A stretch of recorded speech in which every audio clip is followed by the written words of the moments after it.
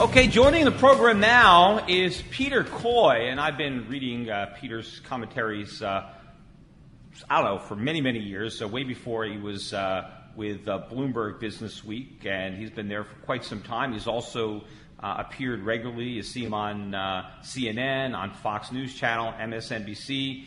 He has a BA in history from Cornell University, and he is currently the economics editor and the senior writer at Bloomberg Business Week. Peter, welcome to the show. Hey, thanks a lot for having me on, Peter. Hey, so I've been talking a lot about inflation and the coverage of inflation in the media. And one of your recent pieces, which I read, the title was "Inflation Isn't Too High, It's Too Low." And I got a lot of problems with this whole theory that, we need more inflation. So I want to talk a little bit about a couple of the points that you made. One in particular, which I can never seem to get my arms around, is this fear that you expressed in your article, and that seems to be generally accepted now, that if prices decline, if consumer prices fall, even if they fall slightly, that consumers are just going to stop shopping. They're going to hold off their purchases indefinitely while they wait for prices to come down. I mean, how is this even possible? I mean, I see no real-world evidence that this ever has happened, and I can't even think of an anecdotal example of a situation where it would happen. Well, Peter, first of all, I want to say thanks again for being on the show. You and I have talked many times over the years, and I've quoted you a bunch of times in the magazine. I don't always agree with you, but I find your thinking provocative. It's always good to get a different perspective, in our pages. So, that said, let's plunge right in here. Yeah, I did write that I think inflation isn't too high, it's too low. As for your specific example, let's just start with that. You show up at a department store, and the sales clerk winks at you and says, "Hey, we're going to have a 20% offer off next week. Maybe you should come back." So you do. You hold off that purchase and come back the next week. So does it ever happen? Yes, it does happen. That's a narrow answer to the question. But that's not what they're talking about when Peter, when you're talking about the deflation that they're talking about, obviously if you can save 10% and you only have to wait a week, most people, let's say if I needed a new tie because I forgot my tie and I'm going to a business meeting, the fact that I can get it 20% cheaper next week doesn't help me if I need the tie today, and so I can't wait. But most people, if you have the ability to wait a week and you're going to save 20%, some people will do it. And it depends on the item, and what if I'm out of town? What if I can't come back next week? And what if the item might not be there? What if there's only one left, and I don't want to take a chance because it's the only one there? But when they talk about deflation, they're not talking about saving 20% over a week. They're saying if prices go down by 1% a year, right? If we have a CPI of negative 1%, meaning an item that might cost me $100 this year, if I wait a year that I can get the item for $99, $1 less, I'm going to say, you know what? Even though I want that item, even though I really need that item, I'm going to wait a year because then I can save $1. Who is going to do that? Right.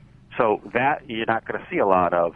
Where you might see it more would be on the investing side. If I'm a big company planning a $1 million project, and I have to borrow money for it, and my accountants come and tell me, the money you're going to receive in sales from building out this project is going to be less, and yet you're still going to be paying positive interest on it. Maybe then you would think twice about making that investment. But Peter, that's not actually my question, because what you wrote in your article and what everybody else is writing is that we need to make sure prices don't fall because consumers won't spend if they think prices are going to fall. And I think that is just wrong. I think that falling prices actually encourages consumer spending. That's why, everybody has a cell phone today. It's because the price went down. The reason that consumers don't buy something is because they can't afford it. And the only way they will be able to afford it is if the price goes down. If they can't afford the current price, if the price goes up, then they really can't afford it. But even if you think the price is going to go down, if you can afford it, right? I buy cell phones, I buy television sets, even though I know the price is going to go down after I buy it, because I don't want to wait. I want it now. I want to watch the TV. I want to use the cell phone. I don't want to wait to buy it cheaper. Right, and I think that a lot of your listeners can relate to that, and it's certainly true. There are certain classes of products where we become accustomed to expecting lower prices, and we realize we can't wait forever. It's what happens when this starts to become a generalized phenomenon through the entire economy, and then the point is you can't separate prices. Well, but that's Peter, what we haven't seen that. We certainly hope we don't get to that. And I think the whole point of my article is we don't want to go there. But Peter, no country, it's never happened. There's never been a place on the planet Earth where you can point to a situation where people stopped spending because they thought the things that they wanted to buy would be slightly cheaper a year into the future. I mean, if you need something, you buy it. If you can afford it, you buy it. Well, Peter, the example of Japan, which was seen as the mightiest economy on earth through the 1970s and 80s, right up until 1990. Indomitable. We feared that Japan was going to take over the United States. And then they went into, the bubble popped, and they went into a period of deflation/disinflation that has dropped them back into the third rank behind China in world GDP. I think if they're stuck in a rut. But Peter, I think that's a cart before the horse argument. I don't think it's the deflation that is the cause of their problems. I mean, maybe it's partially the result from other problems, but the Japanese didn't stop shopping, just because prices weren't rising. In fact, they're the biggest shoppers. Look at where all the luxury goods were being sold. I mean, they were being bought in Japan. The Japanese were traveling and spending lots of money. Now they're having more problems. Now that prices are rising, consumers are actually being forced to cut back because things are getting more expensive. After years of having the relief of not having to pay higher prices, now they're starting to suffer the pain of increased prices. So whatever problems we attribute to Japan are not the result of an absence of inflation. By introducing inflation into Japan, you're just going to compound whatever problems they had. You're not going to solve anything. Peter, I think that one of the problems is that the reason we're having trouble coming to terms on this is that you're focusing just on the price side, but what really matters is what people earn as well. And if your prices are falling and your wages are still going up, then hey, I love that. The problem is that wages go down as well because employers aren't stupid. They're not going to keep giving people wages if the money that they earn from their sales is falling. So what the only way people can get more wages is if they become more productive at work. But without an increase in productivity, then wages will have to come down with prices. But as long as they're all coming down as long as they're coming down, though, let's say my wages go down by 2%, but prices go down by 3%, I'm actually better off. But if we have inflation and prices go up by 5% and my wages go up by 3%, I'm worse off. I'm 2% worse off under that situation.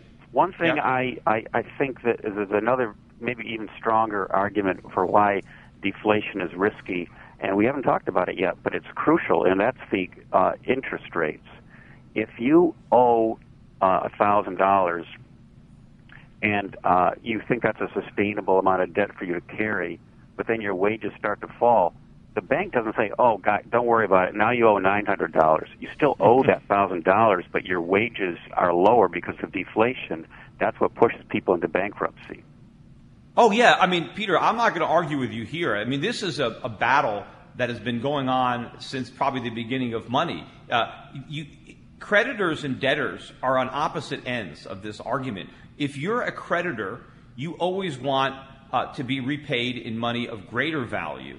If you're a debtor, you want to repay in money of lesser value. So debtors benefit from inflation, creditors benefit from deflation, although generally if there's an expectation of a certain level of inflation or deflation, that will be built into the interest rate. So generally, where you have a windfall to one party or the other is where you have an actual rate of inflation or deflation that is substantially different from what the parties assumed when they entered into the transaction, because otherwise they could adjust the interest rate to reflect the expected rate of inflation or deflation. And yes, in the United States, where everybody is massively in debt, including the government, the debtors will have relief if inflation bails them out.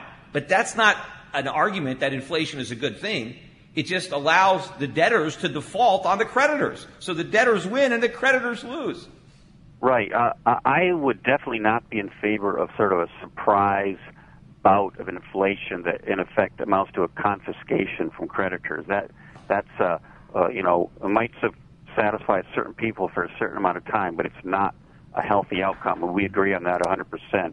And it's not what I was advocating in my argument. All I was saying is, hey, the Federal Reserve determined that 2% inflation, not a high level of inflation, is kind of what they need to sort of lubricate the economy. And they're not getting there. They're below target. They've been consistently below target for a long time. And I'm kind of saying, maybe they should make more of an effort to achieve their goal. Well, let's kind of talk about that after the break, because even if I buy the concept that inflation is only 1%, right, and I don't, but let's assume that it actually is 1% and their target is 2%. 1% is pretty darn close. I mean, because inflation could be 3%, 5%, 10%, 100%. So in the scheme of things, if your target is 2% and you're getting 1%, you're really, really close. I mean, why risk trying to, dial it up, like ever so slightly to 2% if maybe your actions will result in 5% or 10%? I mean, is it really worth the risk if you're hoping to get 2% and you're ending up with 1%? And if 2% of inflation is so great, why is 1% so awful? I mean, how can such a small difference in the rate of inflation be the difference between stagnation and like a booming economy? I mean, and how did the Fed figure this out? I mean, how are these guys so smart that they were able to ascertain the perfect rate of inflation to make an economy grow, and to know what it is? I mean, are they divinely inspired? I mean, where do they get this supreme knowledge? But anyway, we got a quick commercial break, so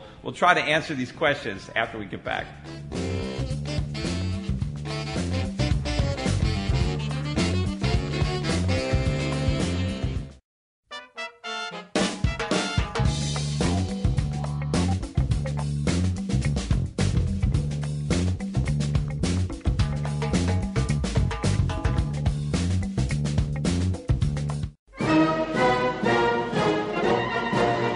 You've heard of Karl Marx, right?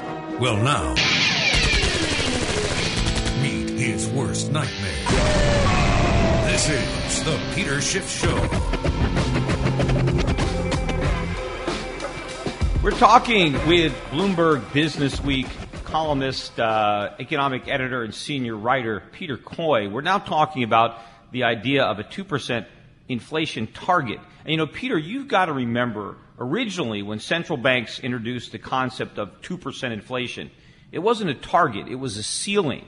And what it meant was that as long as inflation was less than 2%, the central bank was doing a good job. If it ever got as high as 2%, that meant that they needed to take action to restrain it so that it wouldn't go above 2%. So 1% inflation wasn't bad, it was good. 0.5% was even better. And if we had no inflation at all, if it was zero, that was ideal, because then we had price.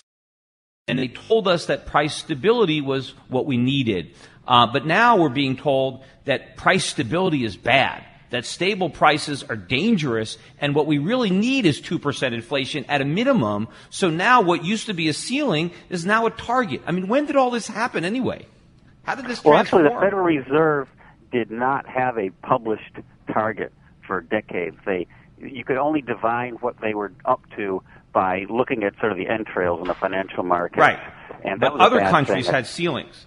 Other countries did have inflation ceilings. We just never did. Finally did come through with a target. The announced one was 2, and people looked at it and said, oh, yeah, we kind of figured that's what you were up to all along anyway. So I'm not really sure that anybody ever thought the ceiling was 2. The fact is we were almost always above that, so it was kind of hard to figure out what life would be like at super low inflation, the kind of super low inflation we have now. So you asked a good question before the break, which is how the Fed, is all-seeing, all-knowing. The fact is they aren't. And they're just people like us trying to do their best in a murky world. They've concluded that 2% is a reasonable number because it balances the two things we worry about. One is you don't want inflation to get out of control. Very true. Agree with you. The Fed agrees with you 100% on that. On the other hand, you don't want zero.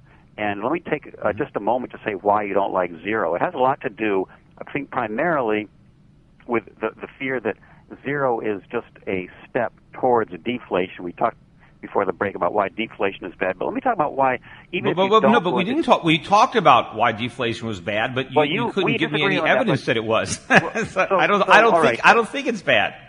Okay, fine. So you don't have to agree on that. But let's just try to move on to a sort of a slightly new topic, which is why would 0% not be a good thing? And you're going to disagree, but I just want to spell it out what the argument is, which is that if you are an employer, and we're going to get a little bit of human nature here, but if you're an employer and business is bad, and it is kind of bad now for a lot of companies out there, then what you want to do is reduce your wage bill somehow, because it just costs you too much.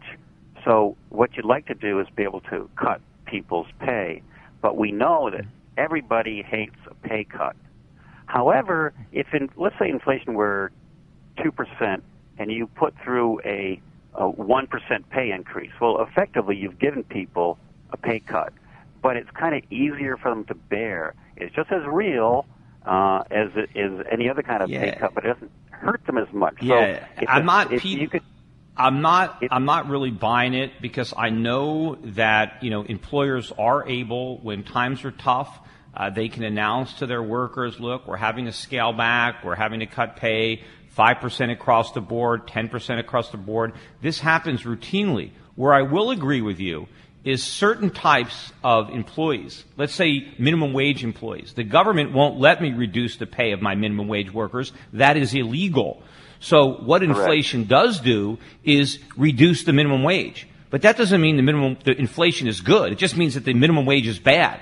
And the fact that inflation allows the government to take away some of the pain that they impose by a minimum wage doesn't mean that we should want inflation just because it undoes the damage of the minimum wage. So what we need to do is get rid of the minimum wage.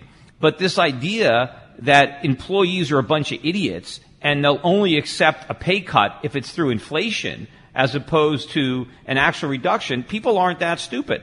And of course, if you actually are a skilled worker, I don't think they're stupid either, but the evidence is that what employers end up doing, maybe they're reading their own employees wrong, but what they end up doing is actually, rather than cutting pay, they end up firing workers, laying them off.